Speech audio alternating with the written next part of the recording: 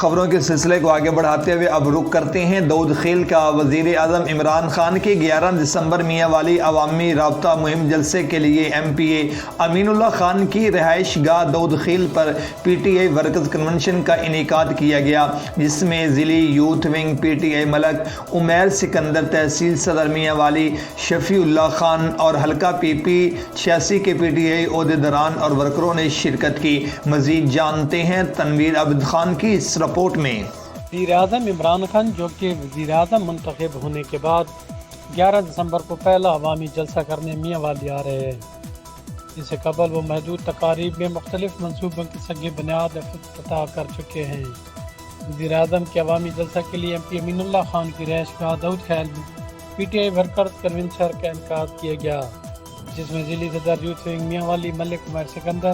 تحصیل صدر میاں والی شفیع اللہ خان، ضلعی نائب صدر رہنما تحریک انصاف سلیم گل خان، مختلف یونین کونسلوں کے عہدیداران، طارق مجید خان موج، ملک کران اقبال اسکندرآباد،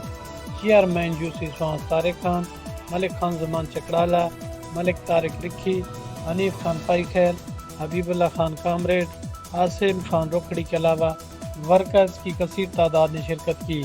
اس موقع پر ایم پی امین اللہ خان اور ضلعی صدر یوتھ ونگ ملک عمیر سکندر نے خطاب کرتے ہوئے کہا کہ ہم نے اس ضلع سے عمران خان کو منتخب کرا کے وزیر اعظم بنایا ہے، اور بطور وزیر اعظم انہوں نے ضلع میں میگا پروجیکٹ دیے ہیں، لہٰذا کے ساتھ 11 دسمبر کو ہمیں وزیر اعظم عمران خان کا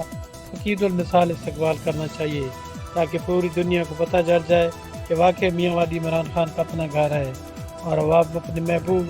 قائد کو مدت یاد رکھے گی، لہٰذا ہمیں ان کا بھرپور استقبال کرنا چاہیے۔